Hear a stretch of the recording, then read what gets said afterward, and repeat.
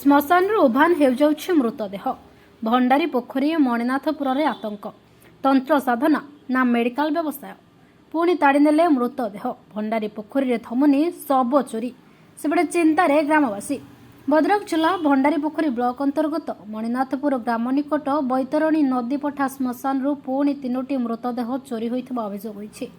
ଏହାର ମାତ୍ର କିଛି ମାସ ପୂର୍ବରୁ ଏହି ସମାନ ସ୍ଥାନରୁ ଏକାଧିକ ମୃତଦେହ ଗାୟବ ହୋଇଯାଇଥିବା ବେଳେ ପୁନର୍ବାର ଏଭଳି ଘଟଣା ଘଟିବା ଗ୍ରାମବାସୀଙ୍କ ମନରେ ପ୍ରବଳ ଆତଙ୍କ ଓ କୁକୁଆ ଭୟ ସୃଷ୍ଟି କରିଛି।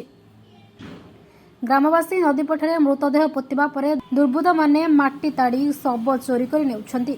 ତନ୍ତ୍ର ସାଧନା, ଗୁଣି ଗାରେଡ଼ି କିମ୍ବା ବେଆଇନ ମେଡିକାଲ ପାଠ ପଢ଼ା ହାଡ଼ ବ୍ୟବସାୟ ପାଇଁ ଏହି ଶବ ଚୋରି ହେଉଥିବାର ସନ୍ଦେହ କରାଯାଉଛି।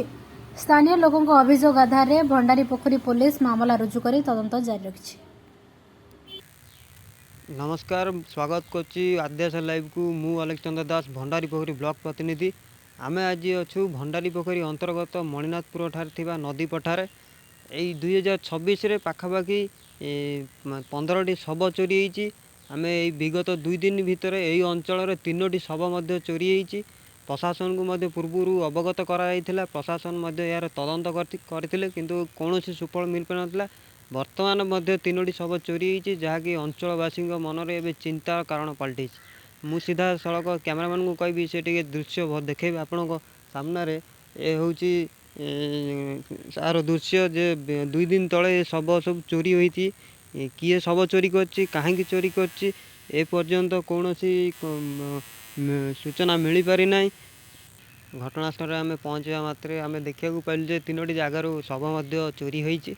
ए शव किए चोरी करछि, काहेकि चोरी करछि, ता एबे पर्यंत किछि जना पड़ी नाही। प्रशासन को मध्य पूर्व अवगत करथिले, वर्तमान मध्य भी अवगत कराइछन्ति। प्रशासन पक्षरु कोनोसी ए पर्यंत जांच प्रक्रिया आरंभ होई नाही। कैमरामैन को कहबी से भी टिके देखेबे। मो पाखरे अछि गोटे एठरु मध्य चोरी होईछि।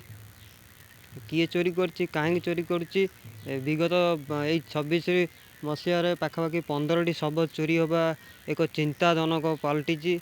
कहीं चोरी होउछि, बारंबार कौन पाई चोरी होउछि, किए चोरी करछि, तार सठिक भाव में जांच करा जाऊ। प्रशासन अंचलवासी दाबी रही जे प्रशासन या गुरुतर सह नहीं कि तदंत चलाऊ।